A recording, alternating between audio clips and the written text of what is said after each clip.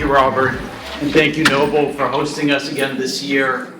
This is one of my favorite conferences. It's always a pleasure to be back in Florida. I'm going to be making some forward-looking statements today, so please look at our publicly filed disclaimers.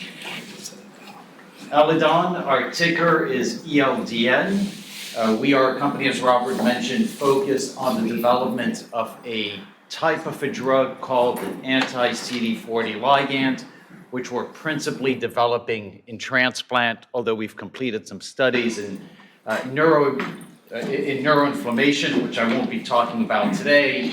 We recently raised capital, so right now we have cash through 2026, and we've got about 150, 160 million in cash at the moment.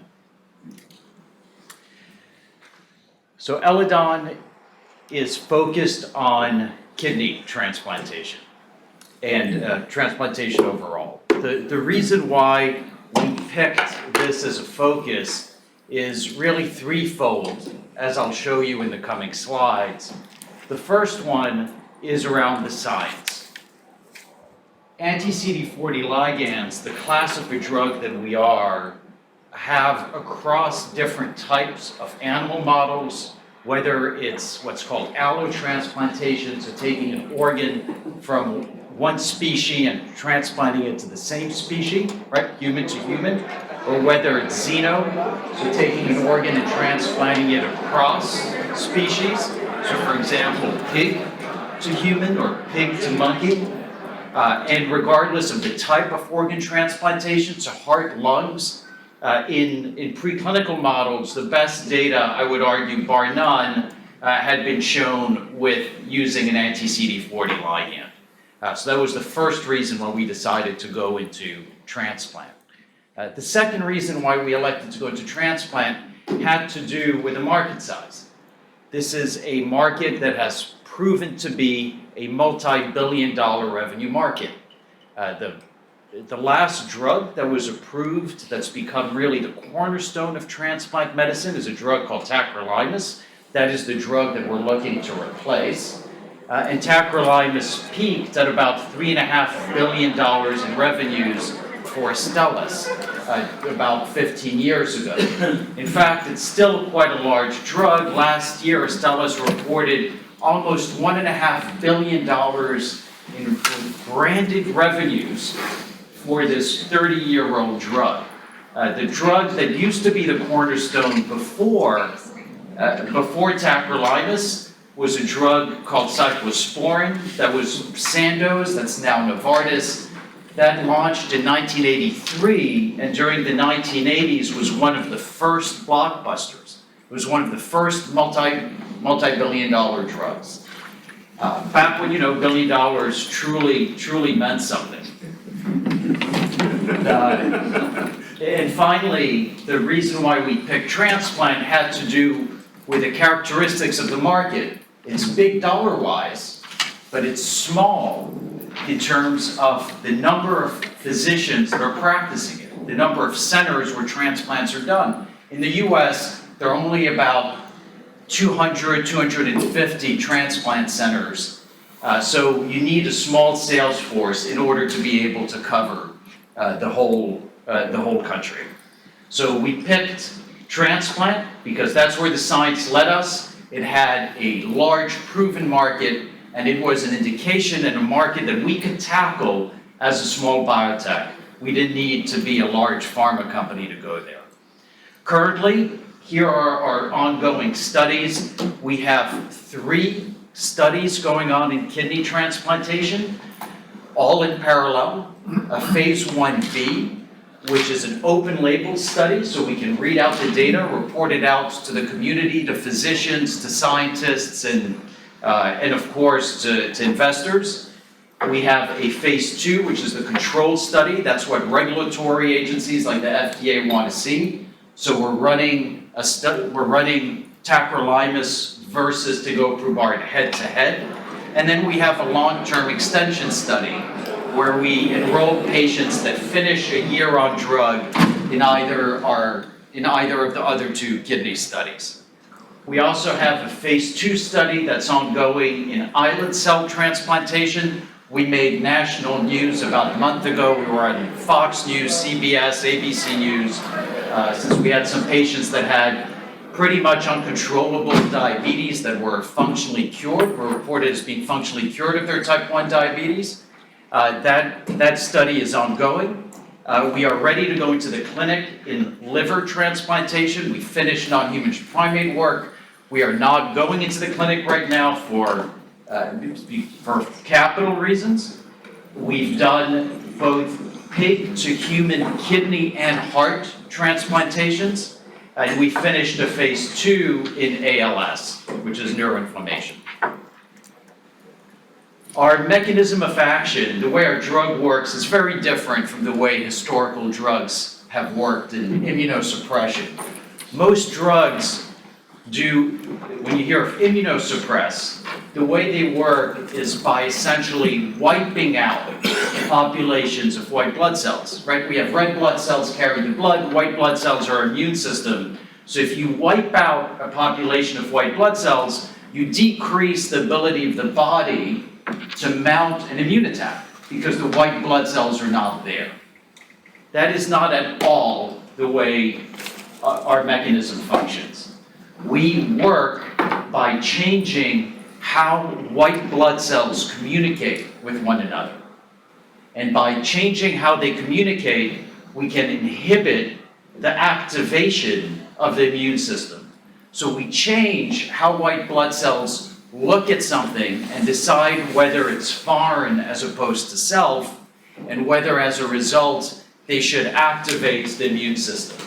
And as such, we have an ability to not only take our foot off the brake, off the gas, of the immune system, if you will, by stopping the activation, we can actually put our foot on the brake of the immune system as well.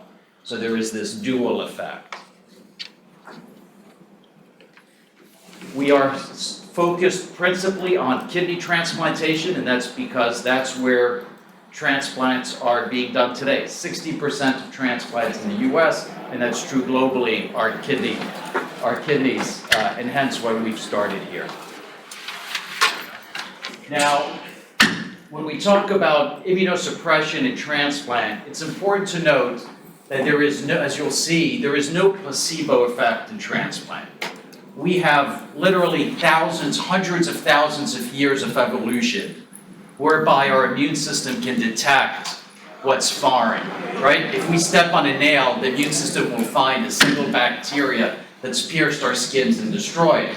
And here we're talking about putting billions of literally foreign cells into an individual.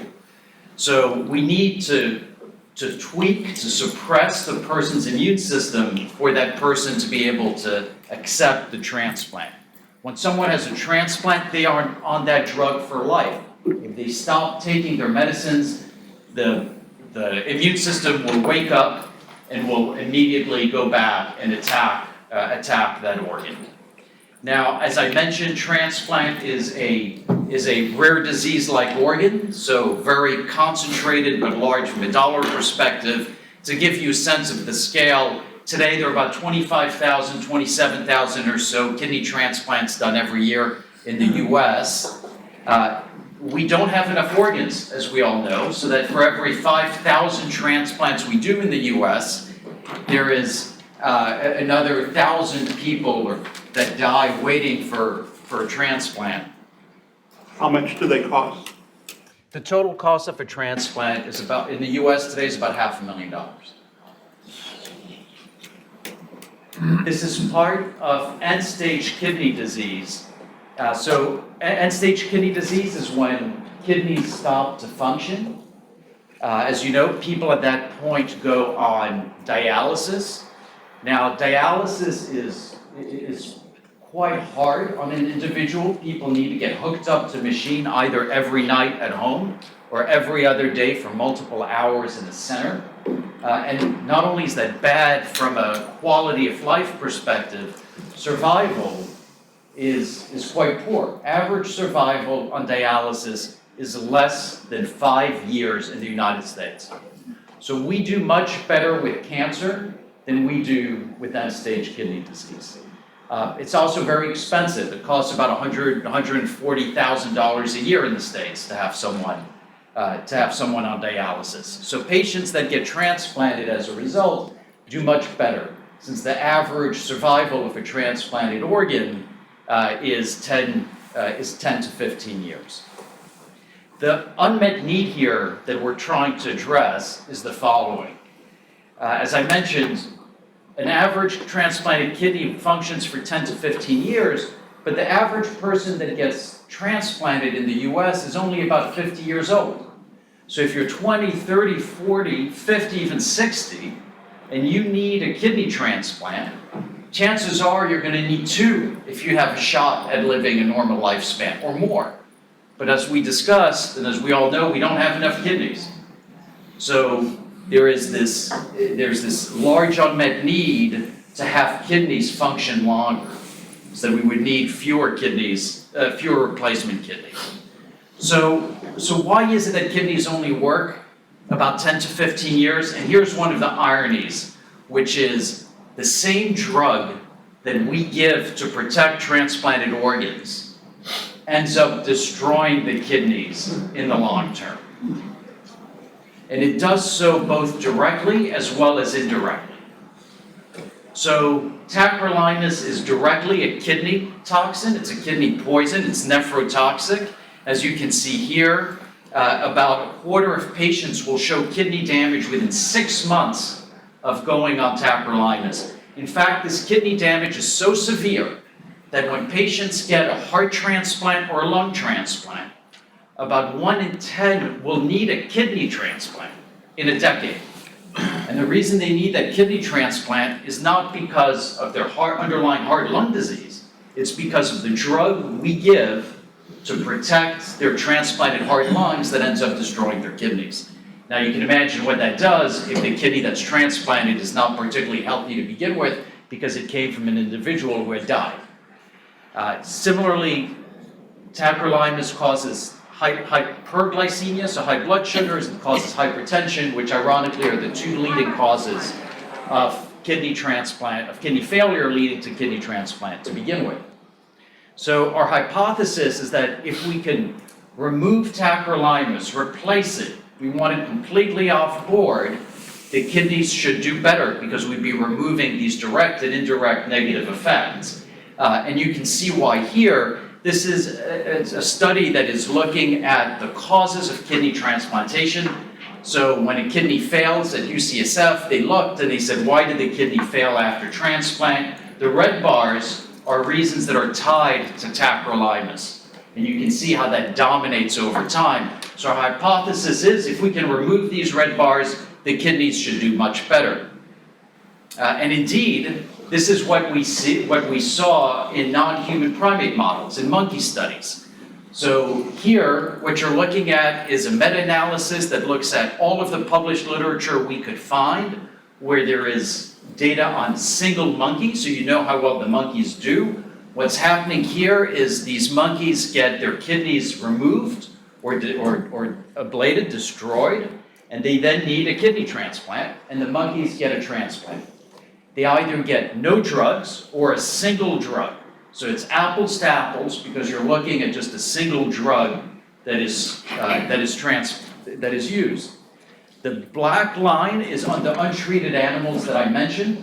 So 100% of the monkeys will die within a week. Today you can't do the study, by the way, it's considered unethical because we know that if you transplant an animal and you don't immunosuppress, they'll reject. The red line is standard of care, and the teal line is an anti-CD40 line. And so, as you can see, the difference between the red line and the teal line, that difference in survival over time, is why we initially decided to go into transplant. This is the science that I mentioned. This is also how we raised our initial $100 million back 4 years ago. You also see this in xenotransplantation. So this is a study that was done at the University of Minnesota. This is the monkey version of our drug. Again, single drug here, so monotherapy. You don't see You don't see placebo, kind of untreated animals here, because the organs will die literally on the table, on the surgical table. They don't even make it minutes without immunosuppression. If you put a pig organ into a monkey, if you use tacrolimus, you have the red line in terms of survival, again, versus the blue line, which is us. The study we're doing, which is a head-to-head against tacrolimus, is a superiority study. So we're looking to show that we are better than tacrolimus, and our primary endpoint is eGFR, which is kidney function. Now, eGFR is a number that runs between 0 to 120. Above 80 is considered normal. Less than 60 is considered kidney disease. Typically, when we're young, we have over 100 eGFR, and as we get older, our kidneys stop functioning as well. And so the eGFR goes down. By the time we get to retirement age, a typical person will have an eGFR of an 80.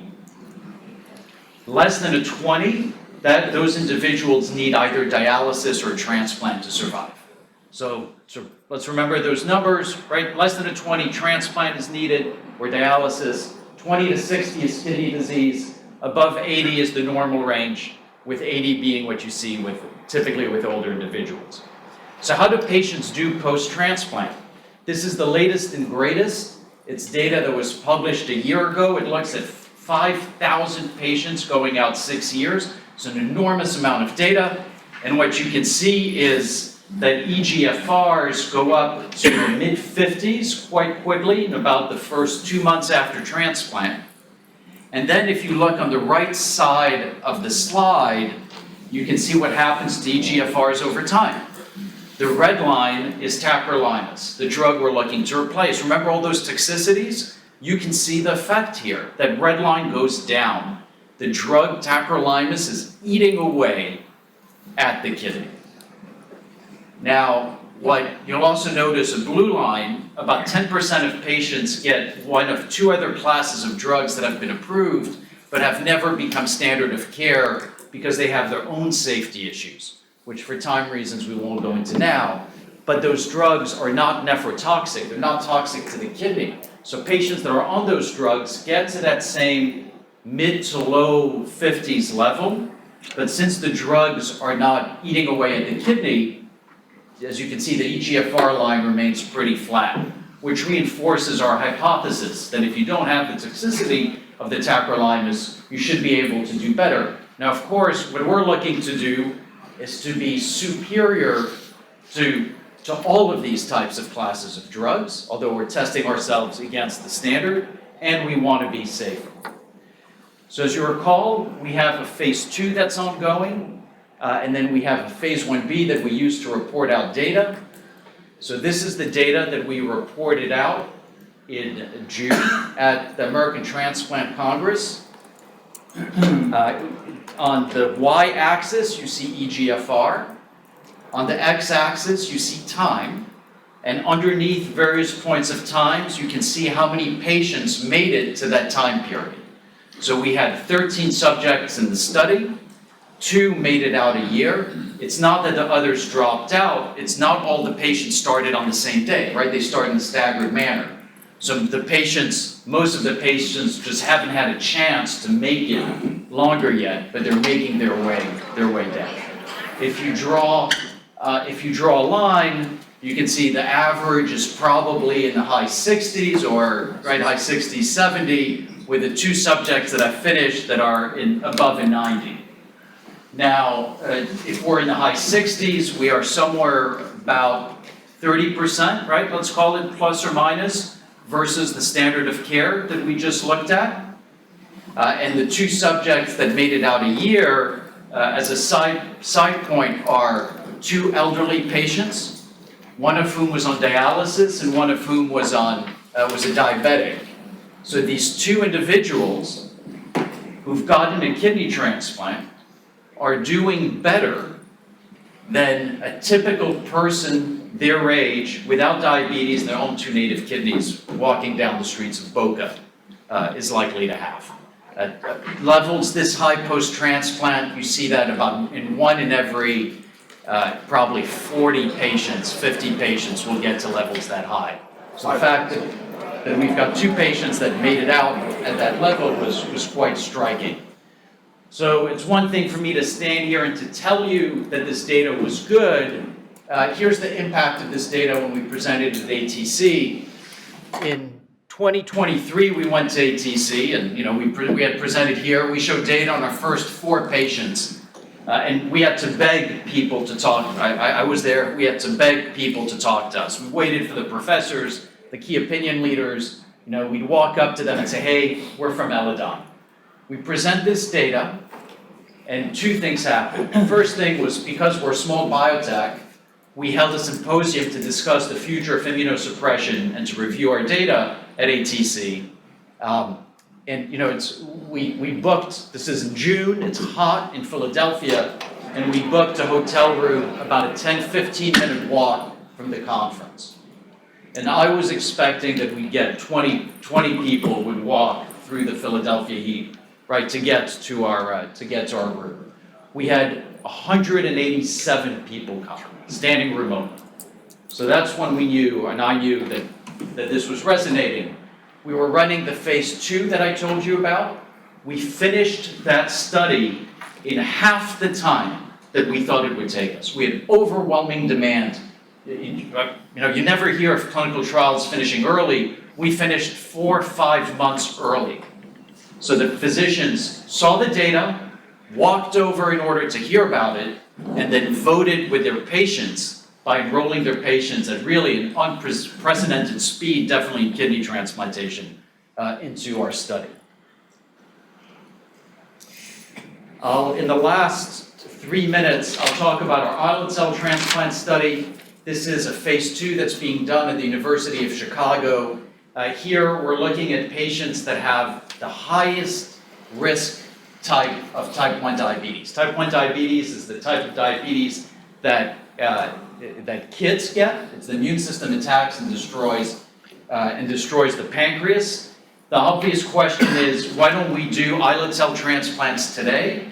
And one of the ironies here again is the tacrolimus, because it destroys pancreatic cells. If you recall, it actually causes the equivalent of type 1 diabetes.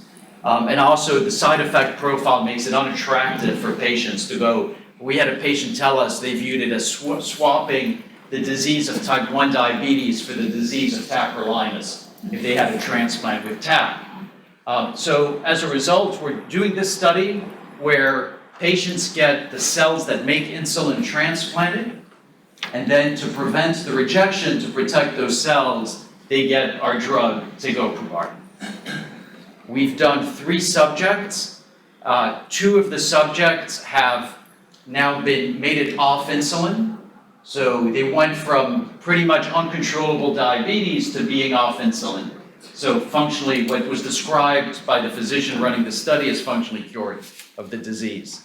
But let me show you one of these patients. I encourage you, if you go to our website, by the way, these patients have now been interviewed by many news sources, so you can actually watch these patients talk about their experience.